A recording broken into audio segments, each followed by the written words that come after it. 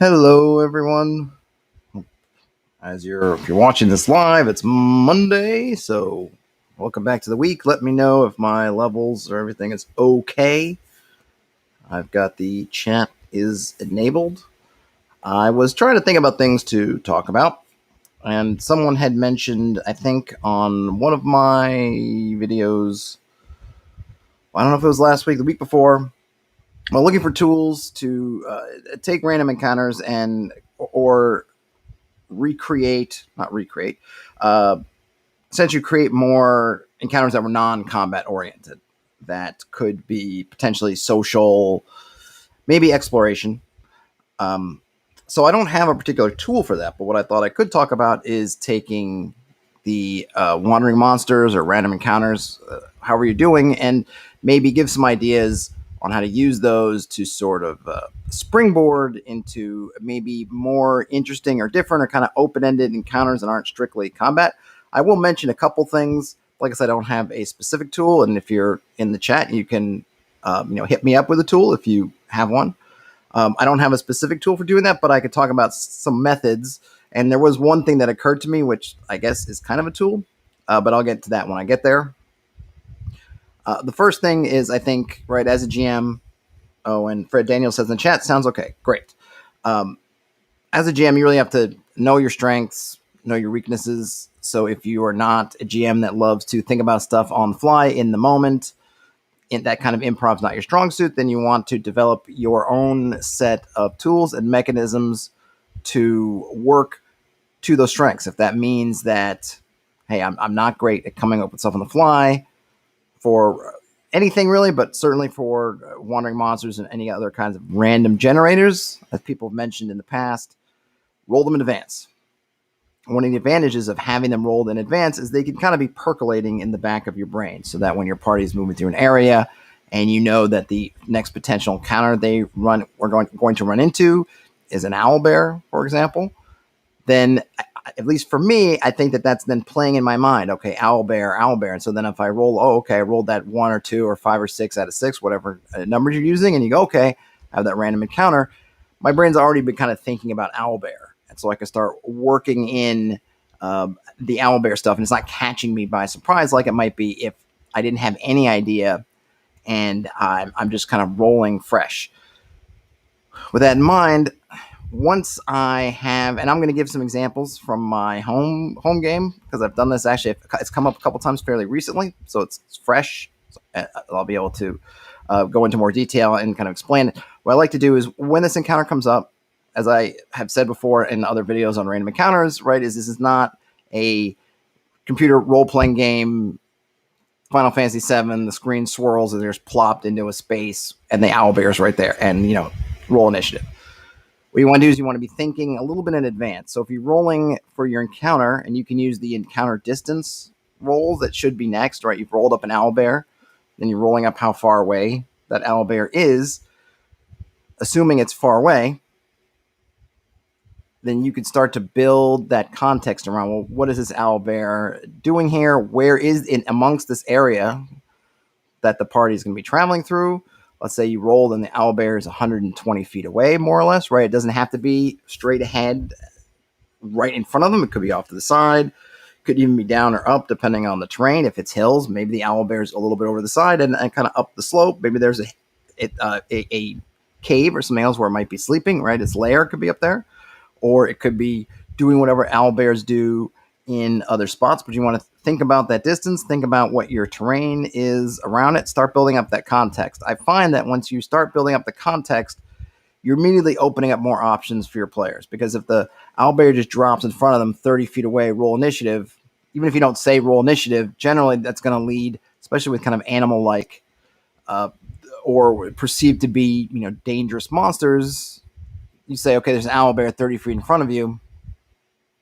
You're probably now reducing the party options to fight or flight. It's either, has it seen us yet, or does it looking angry, and can we sort of back away or move around it? Or, okay, now we've got to fight. And not that there's anything wrong with having that kind of binary choice, but since we're talking about wanting to create more complex encounters, things that might activate more than just run towards it or run away from it, building up that context building up what's around there. It's kind of setting up, oh, there's an owlbear here. What kind of stuff could that mean?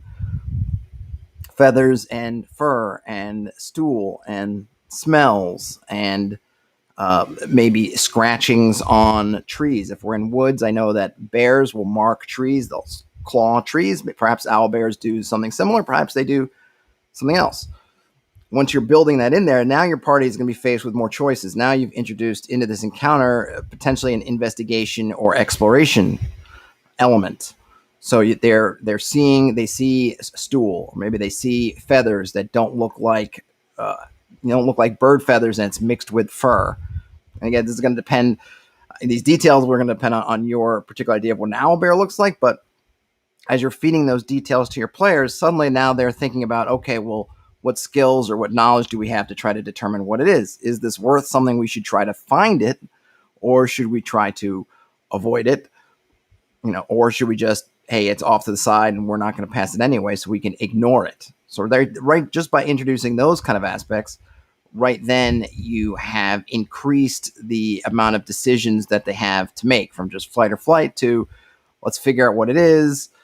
Yeah, they kind of let's move towards it, but now it's more of an investigation, exploration move towards it, as opposed to just pulling out your sword and charging, avoiding it. But it's not a chase scenario. It can be more of it's all of a sudden become a stealth scenario, since the owlbear hasn't seen them, or potentially hasn't seen them, doesn't know where they are, and you can have this little cat and mouse, as if the owlbear is on their trail. It's not a straight chase, but it is stealth. You can add more variables into there. The first variable I talked about is distance. The other variable that's usually in there, almost always in there, is a surprise variable. And if you're playing old school, which is generally kind of the rule set that I'm in, right? It's a flat roll. Some character classes, I think elves in particular, will have a bonus towards not being surprised, and some creatures will as well. But you're going to kind of roll one die for each side. Either they're both, you're going to, and then you have basically a couple results, right? Either they're both surprised, either one of them surprised, or none of them are surprised. And that can also play into the flavor. Maybe they see these traces or they don't really recognize them, but the owlbear is now up to the side. The owlbear is aware of them, and you can roll then reaction to say, okay, the owlbear is aware of them. Positive reactions as it's already eaten and it's not interested in a fight, maybe lets them go. More negative reactions, maybe it feels like they're impinging on its territory, or it's hungry, or it's protective of young, and then it's going to come investigate. So those are a couple other variables you can come in. Let's see, in the chat, Frederick Gorse says, what is the mating call of the owlbear, and which party members dressed up in owlbear disguise? Well, if it was 5e, I would say the bard is dressed up in the owlbear disguise. I have no idea what an owlbear mating call is.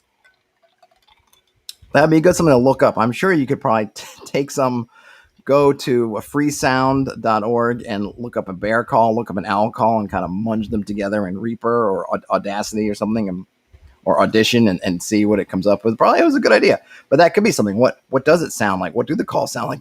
Is it making a call? Are owlbears in your world? Are they? I think of them as kind of solo animals, but maybe in your world they're pack animals. And how does that relate into it? Another thing you can do, and I wouldn't do this all the time, but you can certainly come up with some mechanism.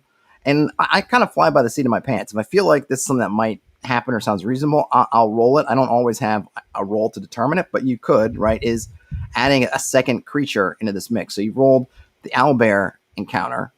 So you did your random wandering monsters. You came with owlbear. Roll another die. See where that creature is, or creatures. See how far they are. And that way you've now added this other variable. And I think something that a lot of people have taken towards doing, or at least I see a lot of tools towards doing, is thinking that if you're adding more participants, and I don't think this is wrong, right? You're adding more complexity. If there's an owlbear and now there's a pack of dire wolves, what does that encounter look like for the party? The party now isn't the only game in town. It's not just, right? You essentially set up a triangle where you have the owlbear on one side, these dire wolves on the other side, the party on the other side, and of course, what are they doing to each other? Is the owlbear and the dire wolves already in conflict when the players show up? Are they all descending into the same place? Does there happen to be something special in an area, and now instead of just the party hitting it, we've got the owlbear coming from one direction, maybe it's a kill site, right? And we have these dire wolves coming from another direction. Now, all of a sudden, how does that work? And of course, that feeds into all these other things about the encounter. Frederick Oak also says a merchant in town is willing to pay 3,000 gold piece per owlbear egg. Yes, and that's something you could certainly add in, right? Those kinds of things, adding these little plot hooks, is definitely a great method for injecting different reasons for doing things, right? So if you go into a wandering monster encounter, it's you're just either going to kill it if you feel like you can and you're not going to risk too much, or avoid it if you feel like it is too big of a risk. But having those things, if you can set them up in advance, if you can look at your area and say, I've set up my wandering monster tables and owlbears and dire wolves and these other things are on there, then sure, you can have plot hooks in the town of a taxidermist that is willing to pay for dire wolf bodies. And then there's a alchemist that wants feathers or the beak of an owlbear, and maybe someone else wants the claws of the owlbear or the teeth of the wolf. But you do have to prep that stuff in advance. So if you can think about the stuff and set up, you can do that. My only issue with that sometimes is I don't want it.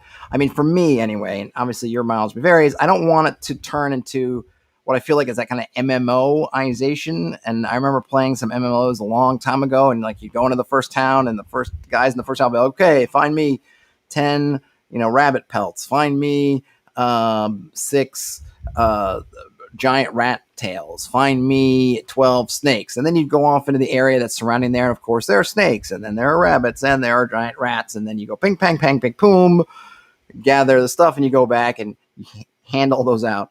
And then you get your experience and you get your money. So I think a little bit goes a long way. I think if you have that sort of apex predator, if it's in this area, kind of the dire wolves or the owl bears, then it makes sense when they're kind of unique, interesting, different monsters, that there's sort of a reward potentially attached to it. But I wouldn't want to do that too much. Let's see. Fluffy the Griffin says, I think of owls as silent hunters. Mix that with bears, which are great tree climbers, and you have the perfect drop bear.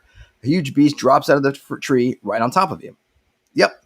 And you could definitely set them up as these kind of ambush predators. Absolutely. And then you can think about, well, what does the terrain look like if you get a whiff of that predator being around? Either you, again, on the smells or the sights, like, poop, you run into some of their stool or whatnot. Like, what does it say? The claw marks on the trees. Maybe you'll see these kind of areas where creatures have gone up. And in fact, in my last game session, one of the players was literally asking that same kind of question, where they were coming up to a tree line, and there were some poles in the ground with skulls on there that were on the side of the path they were going. And he went and said, okay, are there any marks about people going up into those trees? I don't think he was looking for owlbears, though. I think he was looking for more intelligent enemies that might be perched up there waiting to ambush them. But it is a good point. So depending on, again, how comfortable you are with improving stuff, what I like to do is, if you can take that minute, an encounter will come up, and start to think about what that context is. So here, I'm going to give you one of a couple examples I have from my game. And they both take place during the same hex crawling portion of the game, which was my party is following a river that's through some hills. So they're kind of in sort of a valley, or one of several valleys through these hills, and there's a river running along it. And the party is trying to find, they were given a clue that the place they want to go, they will find when they can find this kind of shallow ford crossing the river. So they're just sort of following the river, looking for where this ford area is. And they didn't know how far up the river it was, or anything else about how far in the distance it was. So they've just basically been following the river and thinking, okay, eventually we'll get to this spot, which will hopefully be pretty obvious, a fording location. So they're moving. I rolled for random encounter, and I got magic user. And at first I was thinking, a magic user? Like, what am I going to do with a magic user? And I was just using the default tables, because this particular area I was a little bit behind. I hadn't made my own hills table for, so I thought, okay, magic user. So what am I going to do with that? So in this area where I rolled for surprise, and I got, okay, everyone's surprised. And I rolled for distance, and it was pretty short. So they're moving slowly, and some of them on horseback, kind of along this river, but there were boulders and other rocks in the way. So I just had them almost run into this guy.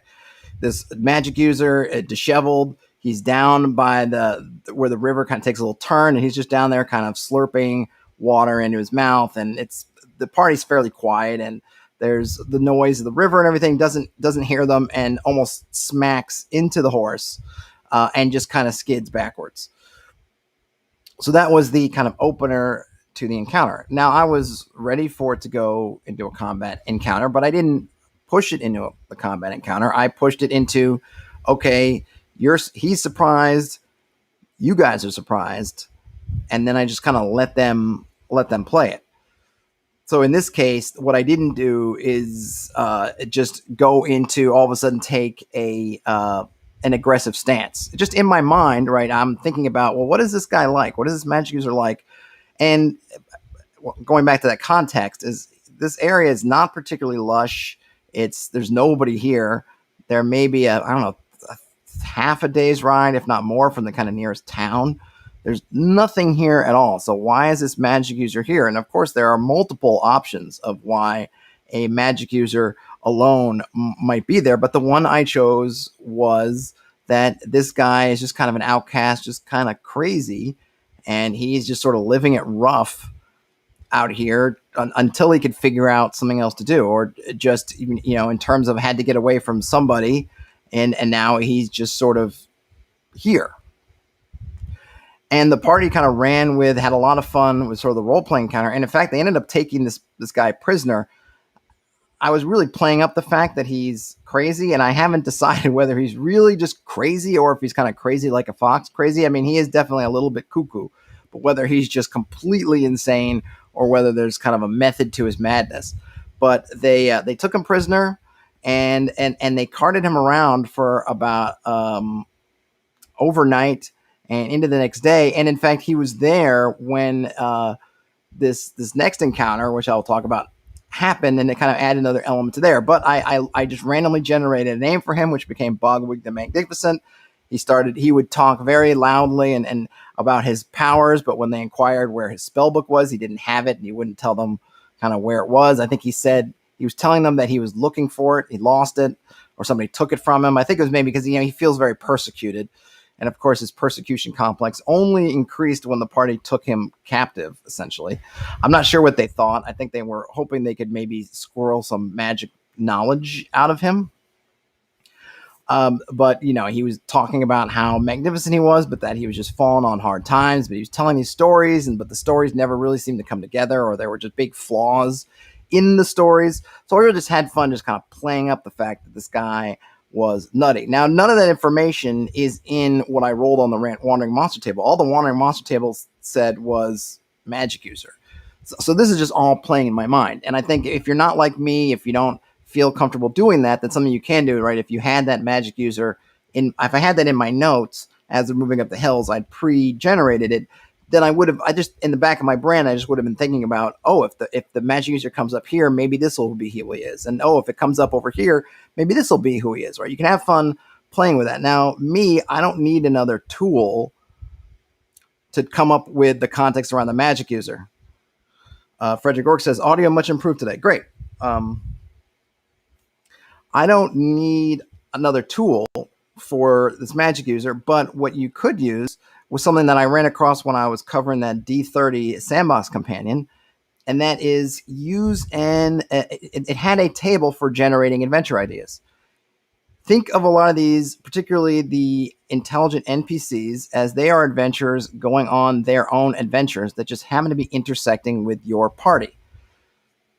So what would that mean is, they have a goal. They have a goal they're moving towards, and they're somewhere along that path towards that goal. There's potentially an obstacle to that goal. There is potentially their own antagonist to that goal. Could be the party, could be someone totally unrelated to the party.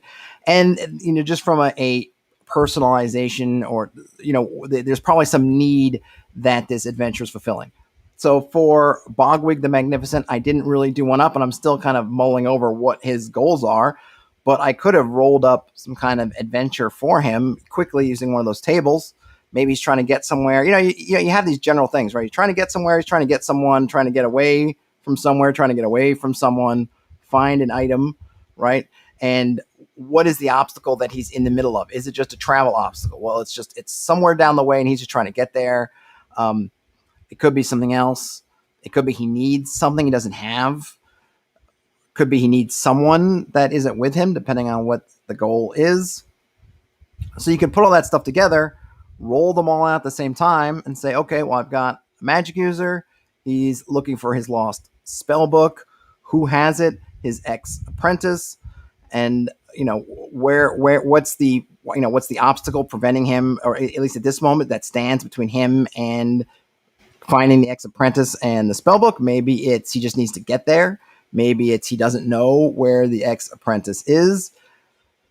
Maybe he needs something first. He knows that he's going to have to take this thing away from his ex apprentice, so he needs something. He needs another spell book, or he needs to find some scrolls, or he needs to find a wand he can use.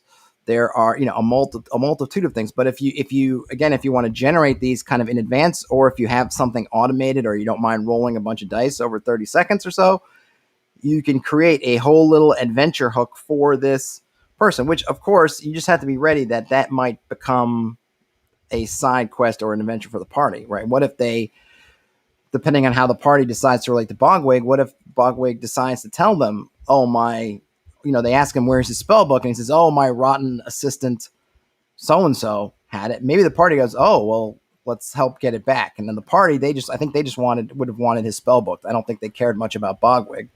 But the point is that that could have resulted in, depending on how your counter goes, your party going off to do something else. So you just have to be ready for, if you open up these sorts of little cans of worms, that someone's going to call you out on it. But when you're looking for something to give these creatures so that they're not just kind of sitting there waiting to be exterminated by your party, giving them these kind of goals, giving them these reasons for being there makes a lot of sense. And it can also, obviously, it should inform their decisions. If an owlbear is protecting its cubs, if that's what you put as its goal, and then it's not probably going to chase and fight the party, but it's not going to chase them too far. It's going to try to run them off, and then it's going to go back to its lair. And the party they might figure that out, which might mean that they run away knowing that the owlbear is not going to chase us that far. But B, it might also say, hey, like Frederick Rourke said, there's a merchant in town willing to pay a bunch of money for some eggs. Let's follow it back so we figure out where its lair is, take it out there so we can get some eggs, right? So it adds those other elements. But you just have to be ready that at any moment your party might decide to take those elements and roll with them. So you have to be open to it. If you don't want them to, I kind of feel like I've said this probably more than once, but if you don't want your party to potentially investigate an angle, don't give them the angle. The other encounter that I will mention that my party ran into, they had picked up Bogwig. They had slept overnight. They were continuing to move. And I rolled up, where there's another day of travel. So I rolled a random encounter, and I think I got troglodytes. I rolled a wandering monster. I got troglodytes. I didn't really know what to do with troglodytes. I kind of flipped through. I looked at the description, kind of reading through it just to see, what does this give me? Like, what can I use with this? And I was looking at, okay, they live in caves, and I'm in hills. So I said, yeah, I could have said, okay, I'm in hills. There might be caves, might be troglodytes. I said, I don't know, for some reason, just didn't work for me. So what I did was I just thought in my brain. Remember, I'm using hexes, so I know that they're on a river in these hills, but right, that's the hexes are abstracted, so I know there's going to be other elements in here besides just river and just hills. And I'd mentioned trees and some scraggly bushes and everything, but it's sort of an arid kind of hills. But then I thought about it. Okay, well, I'd just been in Massachusetts. I'd seen these in some of the lakes there in the Berkshires, kind of beaver homes. So I don't know. That just kind of fell into my brain. So I put the troglodytes and I kind of changed them from troglodytes into, I called them these kind of crocodilian kind of creatures.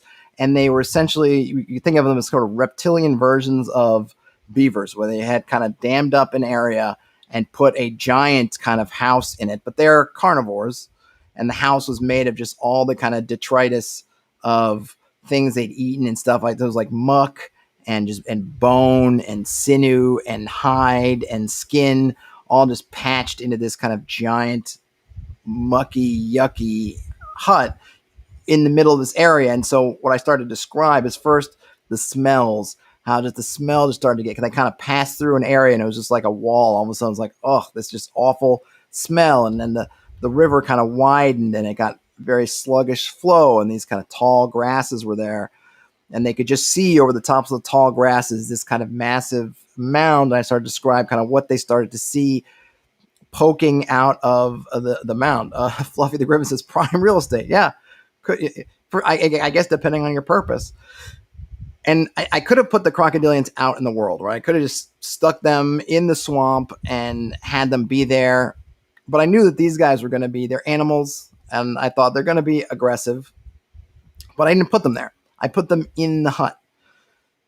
And I didn't roll for distance because when it just popped in my head, kind of this scenario, I said, I don't need to roll for distance. I know where they're going to be. They're going to be in their hut, in that mound. So what it did was it took just a combat encounter now into this kind of exploration and investigation encounter. And the party had a couple choices. They could have followed the path, and I would have sort of built on the tension of what's going on, but I didn't really foresee or perceive that the crocodilians were going to come out and attack them. I thought if they stayed on the land, they'd be safe. To me, what trouble was going to start is if they came into the water, which they did. But this out of that element now of this kind of exploration / investigation, where they had a chance to look at the scene, see it coming, the stench, but also I know I could see the glint in their eye. They saw that hut and they were thinking lair, they were thinking loot. So part of it was like, okay, I could just tell that they were going to be entranced with, there's got to be something good in there, and there was, and they did end up ending into combat with the crocodilians, and it was a close call, but they did win. But now is that investigation standpoint. And I was wondering how they were going to take the water. So this one, just by kind of luck, it had a nice sort of puzzle attached to it with you have this watery element. It wasn't deep water, but just this idea in my brain was if they're moving through the water, the crocodilians are going to kind of know they're there. The crocodilians are kind of hanging out in sort of the water in their little abode. And when they feel things moving through the water, they're going to, I don't know, echolocation, whatever. They're going to kind of, okay, there's things there. One of my players has this kind of stealth ability, which is really good, but then he moved into the water. And it was great because there was this moment after it was over where they were talking about it. And I said, like, and I told them, I said, well, there's a lesson to be learned here, but I'm not going to, you kind of got to think about it. And I went to get a drink and water. When I came back, he was like, it was the water, wasn't it? I said, yep. Because, I told him, it's like, you're stealthy, but you're not phasing through things. You're sort of invisible kind of, but you're still displacing your weight and your volume. And so it was the water that gave him away. But the idea here is all that I rolled, the only information I had in the moment was troglodytes. But taking a little time, thinking about that context, instead of plopping it right in front of them and saying troglodytes fall from the sky, I was like, well, I put it sort of in front of them where it made sense. And I built out this kind of encounter area where I could put them. And this encounter area gave them possibilities. There were things they could discover. There was kind of a big sort of, so I had these tall grasses, if you've seen these kind of marsh grasses or swamp grasses that are fairly high, but there was one area that was basically just been flattened. And that was basically from the hut just out to the shoreline, which is what those crocodilian things would just move back and forth. So they had these elements of the smell, the hut, the pathway, again, giving them options. Now, yes, this did end up becoming a combat encounter, but there was a lot of elements to it where they were engaging with their senses, engaging with investigating the area, deciding whether to engage with this thing or not, or stand by or move around it. And what I like about that is I really could see them weighing those choices in terms of that risk reward. Okay, I'm pretty sure there's going to be loot in there. These things look like, just the size of it and the scope and everything. It's got to be, and it's all made of like body parts, including I had humanoid stuff in there too. Like, hey, there's got to be goodies in there, but we don't know what it is. So do we take it or do we go around? And they took the risk and they played out and won. And of course, there was another funny part of it where they left one of the hirelings holding on to Bogwig, and Bogwig ended up, while they were all, and I was watching, I was rolling some dice behind the screen. I was watching to see what they were doing with the crocodilians, and they were all very much focused on the hut. And so I rolled some dice, and the guy who was holding Bogwig was kind of in the back, almost out of sight even from what was going on. And Bogwig took a rock and kind of brained him with it and escaped. Uh, and I think Bogwig is going to become kind of a minor or potentially more villain for them. Really, the first kind of really character that I can have fun with turning into a villain. So it'll be interesting if that does turn into this kind of rivalry from just their kind of wandering monster. From one wandering monster encounter into potentially a recurring villain. We'll see how that goes, but Bogwig is loose, and I think I remember them saying afterwards, like, was that a mistake? Did we do the wrong thing? Either not killing him or letting or dragging him with us or whatnot. We'll see how that works. However, this was just just taking that encounter and I guess really ultimately is what I think is the tool that works best for me is just if you have the moments to whatever you roll, take context for have moments to put the context around it, and then you got to give your party space to interact with it in different ways. If you just throw something right in front, you're generally going to force them into a quick decision. That decision is usually going to be just fight or flight. Maybe if it's humanoid and you say something about its body language, that might get them to start thinking about it. But if about maybe talking to it, assuming they have the languages, but you're putting a lot of pressure on them making kind of a snap decision because it's right there. And the problem is if they guess wrong and they lose, and they're penalized for it. Okay, there's a guy. Oh, we want to talk. He throws a spear at you. You're dead. Yeah, that can happen. But in their mind, they're going to be thinking like the margin for error is very small. I mean, it's small anyway. So by giving them that space, gives them time. If something is 200 feet away or 200 yards away, and they're kind of starting to get a glimpse of it and ideas about it, then suddenly they have options, and suddenly they get to make those decisions of, no, I want to see what that is. I'm going to go for it. And then if it does throw a spear through them, they're probably going to be thinking more about what they did than like, oh, we were like gotcha, as it might be if like, hey, a warrior's 30 feet in front of you. What do? I say hello. He stabs you, right? It's give them space. Another thing you can do is either in addition to or instead of rolling for your wandering monster, you can roll for one of those a minor physical. I don't want to call it an obstacle, but a minor characteristic. That's something that the Ready reference sheets has that for like minor physical features inside a hex. That D30 Sandbox Companion has it. I'm sure there are other ones that have it. I actually used that to ended up coming up with an encounter later on in the same session. They were moving into this woods, and I just wanted to roll for something. So I ended up rolling up, and I got a hot spring. So I started to think about, well, hot spring, okay, they're in these woods, hot spring, but I had already talked about how these woods were, the leaves were kind of dark and the trees were kind of gnarled, not the most healthiest kind of place. So I was thinking, well, maybe has like a sulfur kind of spring.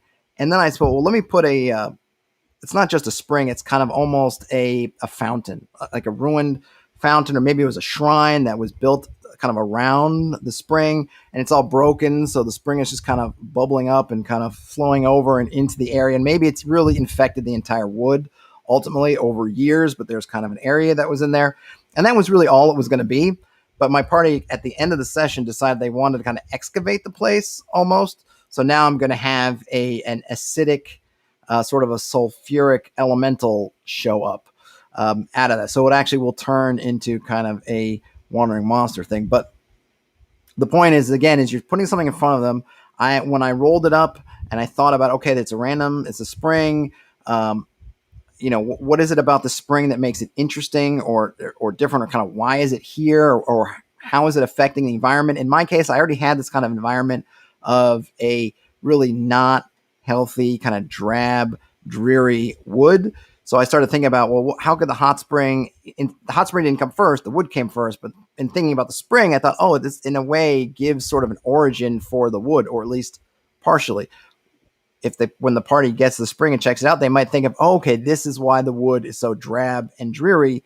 It's the fact that this spring has been kind of drawing or pouring, sulfuric, acidic water into the ground, right, where all these trees are rooted. Maybe that explains that. So in this case, I had a context already, drab, dreary wood. I rolled up an encounter of sorts. In this case, not a wandering monster, but just a physical feature.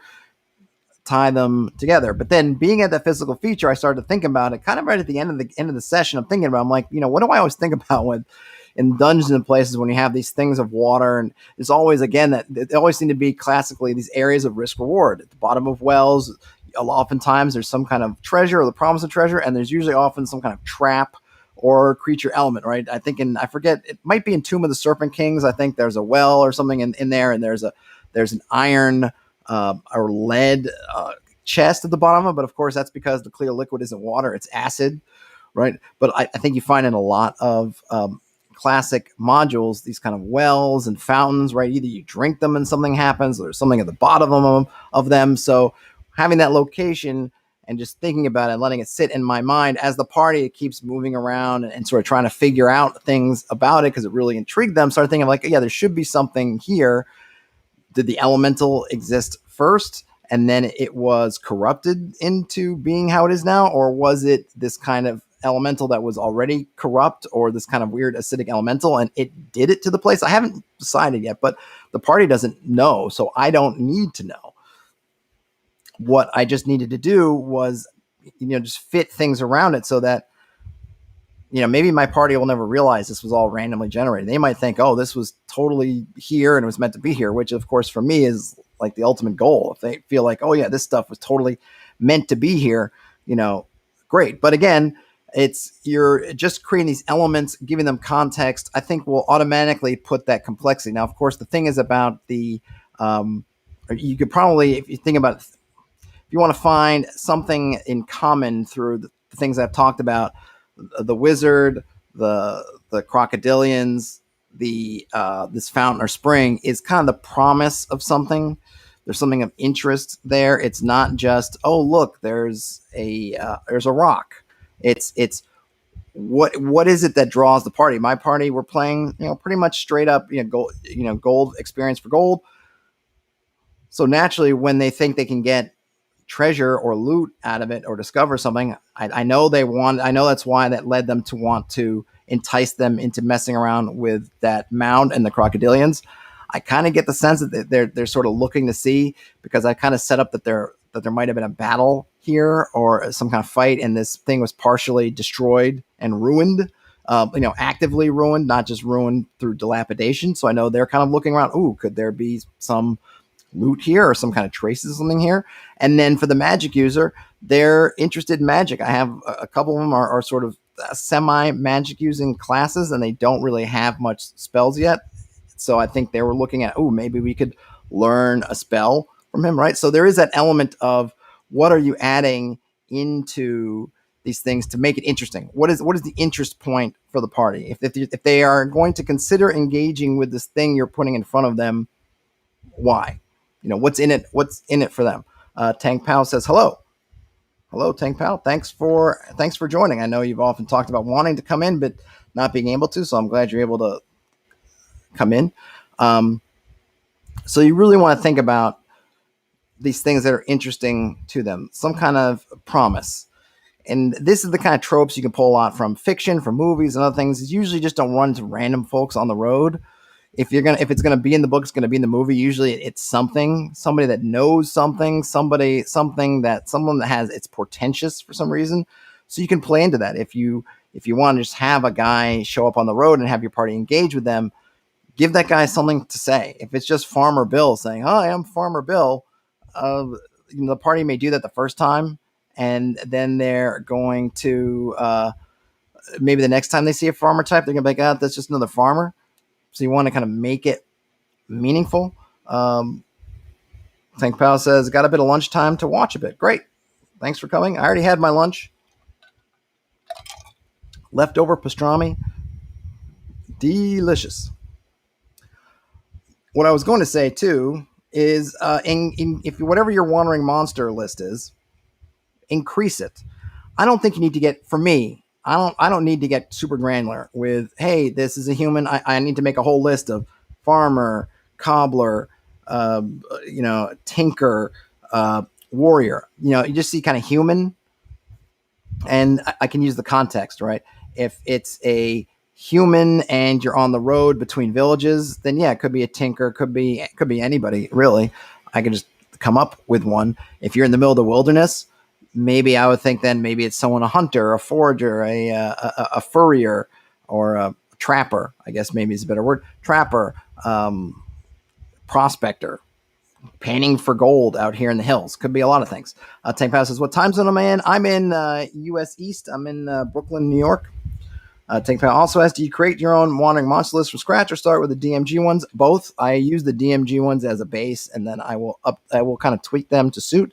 Sometimes I will just get caught with with my pants down, so to speak, and I will just go to the DMG ones. But I've actually had good results. And I will also riff on them. Like I said, you might have missed earlier, I was talking about a troglodyte encounter that became a crocodilian encounter. And I took troglodytes, kind of read through them. Some of the stuff I was like, oh, this works for me. Some of the stuff I was like, it doesn't work for me. So I just changed the stuff that didn't work for me until I got this creature that did work, and I dropped it in. And the nice thing, if you're playing OSR, is everything is pretty simple on the creature side. So I didn't have to do a whole bunch of tweaking around. The fact that they have like a disgusting odor worked fine for me, and I built that into there, and I just said, okay, yeah, that's part of their environment, and kind of went. I didn't have to worry about a whole lot of stuff. I just kind of just threw a fresh coat of paint on it, tweaked the appearance a bit, and dropped it in. I think if you have the time, it's always good to create those lists of your own wandering monsters. And as Frederick Work pointed out earlier, if you have those in mind and then you're building your area, you could do things like it's even more than just plot hooks. It's the seeds of the creature. So if you go into a town and there's a guy in the town that's paying 3,000 gold pieces for an owlbear's beak, then that probably gives you a pretty good idea there's at least one owlbear out there, and that is something. If you go to another town and they'll pay you for strips of old dragon hide. I think of in this case I'm thinking of Dragon Slayer, where it was sort of the old scales. I don't know, in the movie they didn't look quite like scales. I don't know. They were definitely, I don't know if they were supposed to be scales, but basically that the old dragon has kind of shedded or just dropped off some of these almost armor, some of its plating, and she was picking them up and ended up making a shield out of it. Maybe someone is saying, hey, bring me some of those. If someone's asking to bring you some, it probably means there's a dragon around. Otherwise, otherwise you wouldn't imagine in a in a location where people don't generally travel more than a day or half days away from where they live. If there's a reason they've planted themselves here looking for dragon parts, it's probably because there's a dragon. So if you create these monster lists, you can then sort of feed them back into the lore of the places, into the people of the places, and that again adds more context, because if people are saying, hey, this guy's paying for dragon hide, these folks are saying whatever, then that tells us, okay, there's a dragon around. And so we got to be careful. We got to make adjustments, and we can decide whether we want to try to avoid the dragon, try to find the dragon, whatever we want to do. Let's see. Tank Pal says, it's my approach to creatures in general. I probably only use reskins of a dozen monsters, really. Yeah, I mean, that's the thing. When you're reskinning monsters, and I'm talking mostly OSR here. I know in 5th edition, you can do the same thing. It gets more complicated depending on what you're doing. You can easily reskin them, right? You can reskin their attacks. You can reskin everything, right? Because you just have this collection of attributes, and then everything else is just fluff on top of it, essentially. So when I'm looking at the troglodyte, it has a stink cloud, sort of nasty smell, and I think it has a poison attack. And other than that, it's just a collection of these stats. So you can easily take that and I could turn into a skunk. But instead of having the stink always being on, maybe it takes an action for it to do its stink. And then poison, I could take out the poison, or I could just leave it in as it's maybe rabid. And then I've just got a claw bite, which makes sense for just about any quadrupedal creature, or even just most creatures you could probably figure out have claw bite, assuming they have hands or claws and a mouth. So they're very easy to just switch around. He also says he's talking about OSR. Yeah. And I know in 5th edition, you can do the same thing. pretty much. But because of just mechanically, it's just more complicated. But assuming that you look up and say the amount of the attacks works, essentially the damage, the hit dice, or whatever you want to use, the power level is essentially what I am looking for. Use it. So in that case, you can have your wandering monster encounter, and yeah, you can reflavor them. You could probably take a wandering monster encounter and dial down, take out all the fluff, and make it a collection of just their statistics, and then just put the fluff where you need it to, again, in context, right? So if I had rolled up, hey, humanoid, claw attacks, special smell, and I'm on a river, maybe then I can think about, well, what kind of things are humanoid, live in a river, and kind of have these attacks, and come up with it there, right? If you really are like an improv heavy GM, you could probably take those just bits, and then you just add the fluff that matches where you are. If you're in the woods, then that turns into one thing. If you're in the jungles, that turns into something else. If you're in the water, that turns into something else. Mountains, right? You could just kind of go with it. What you want to do is make sure that you're having this kind of context feedback loop.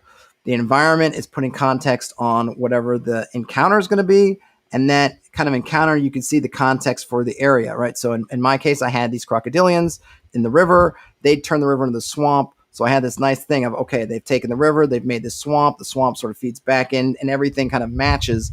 And that gives, when I'm describing it, I'm able to give that context to the players, which then opens up their decision making. Now there's this sort of, I don't want to call it a battle area, this encounter area that's going to engage them in different things. And by the way, if you do end up in combat, it makes combat a lot more interesting. This kind of swampy terrain where maybe some of them are on firm ground, but their sight is obscured by those tall grasses. You have some people might have gone into the water. The crocodilians are swimming through the water. So there was these interesting moments where I was describing how they were you could just see sort of the ripples of where they were moving through the water, but they hadn't emerged yet, and they could kind of pop out in different areas and engage.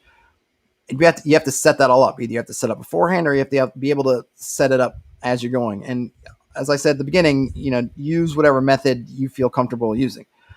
Tank Pow says, that's what I'm working on for my next game, something like that. I'm very improv heavy. Yeah, I tend to be pretty improv heavy as well. I think it helps that for me anyway, that my players give me the space to have 30 seconds to think about it, and I don't mind taking that space. I think a lot of things happen when you don't feel like you have the time, so you're rushing and you don't get to think things through.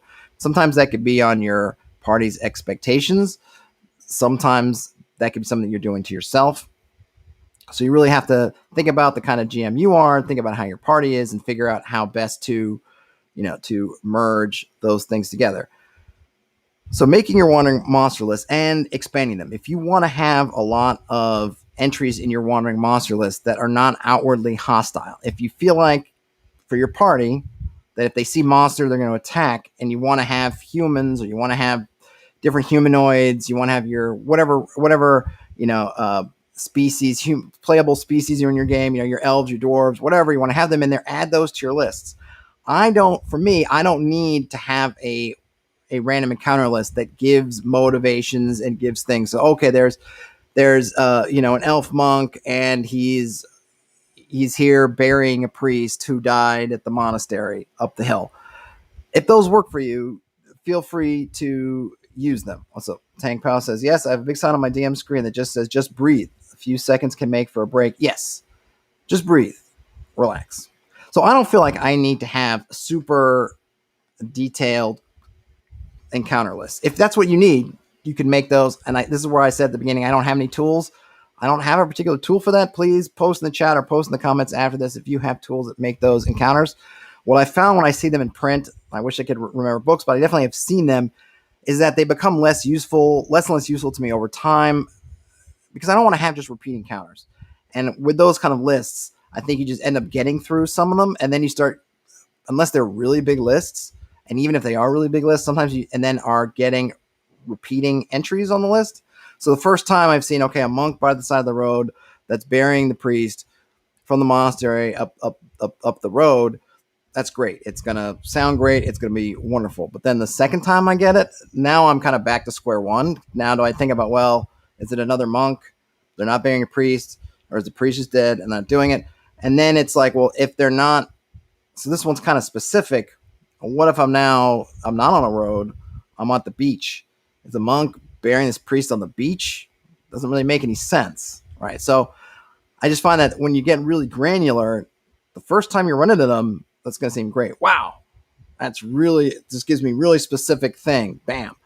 Over time, those specifics I feel like come back to haunt me a bit. So and again, for my style, I just don't feel like I need that. I would rather have more of the raw materials, and I'll piece them together myself. But of course, if you need those, you can write them up yourselves. Use various things online. Eric Hanscom says, "Do you do a lot of designing your own monsters?" I do, not necessarily from scratch. I think I kind of went through them. Sorry, Eric, if you missed it before, but I kind of went through where I took a. I want to say how now I'm spacing out on what monster I used. I took one monster and kind of turned it into another monster that was matched better thematically. I mean, again, in terms of OSR, monsters are so simple to make. I would say for 5th edition, until you get really comfortable with all the math, use a monster there as a template and kind of add subtract into it, and maybe look at. I forget what is it. Kobold Fight Club, I think, has, I don't know if it has actual monster stats. I know it has encounter building tools. Maybe some tools will break down kind of what the CR level. So if you know that if you pick the CR8 monster as your template, take a look at what the CR9 and CR7 monsters are like. That way, when you're adding and subtracting, you just kind of get an idea of, has it moved up one, has it moved down one, or is it basically flat? OSR, it's, again, I find it pretty trivial to just go ahead and take one and just make it and just say, oh yeah, it's got this attack, it's got that one. So yeah, I do a lot. I do a lot of that. And again, with OSR, it's fairly easy to do on the fly. So I was able to take, it was a troglodyte. I was able to take a troglodyte and turn it into a tweaked monster. And it only took me 10 seconds, 5 really, because I didn't change any of the underlying stats. I just kind of changed a few things about just the fluff. So very, very easy to do. But anyway, so I find with the very granular style adventure or encounter tables, that same granularity can come back to bite them. Maybe I'll post it somewhere. I thought about taking the D30 table adventure table, which I talked about at the beginning of, hey, create an adventure that these creatures, other creatures are on, right? So you run into a magic user named Bogwig the Magnificent, give him an adventure and put him on it. And that way, when the party encounters him, all of a sudden he has a goal, he has things he's got to do, he's got things he needs, and that gives you a lot of that context to feed into. Well, if he's really trying to find his apprentice who stole his book, he probably doesn't have the time or the spells to fight the party, so he's probably not going to fight the party. Maybe he'll try to trick the party into helping him, or be legitimately ask the party to help him. Maybe he'll try to run away and avoid the party. Whatever, right? But it's going to definitely affect that encounter. Let's see. Tank Pal said, have you ever seen or used the random esoteric creature generator? I have used that, and I do like it. And I thought, like, that's a great idea. I wish there was one, or maybe I think I thought about trying to tweak one to make one a little bit simpler, but I like it a lot. I really like the summon spell in Lamentations of the Flame Princess, and that's like the summon spell kind of turned to 11. D30 adventure table. Must have missed that. Yeah, we covered it. It's in that D30 sandbox companion. I think it's the first. It's at the beginning of the stream. I think it's the first or second table we encountered. So it might be. Remember, I had to cut that stream in half, I think, or I had to cut it at some point. So maybe check the first part of that stream for that table. But if you wanted to kind of dial down, because it's a good table, but you're rolling a few times. If you want to think about it, and again, for someone like me, you just want to get some really general things about it, right? You can think about, what are people really adventuring for? You could, maybe I'll do this myself and I'll post it somewhere. I think maybe a table of 3 1d6 rolls, or maybe 4 of them, right? One of them would be like, why are they here? And I think you can have basically, or they're trying to, either they're trying to get someone, get something, or get to somewhere, or the converse, they're trying to get away from someone, they're trying to get away from somewhere, they're trying to get away from something. Then you will fill in the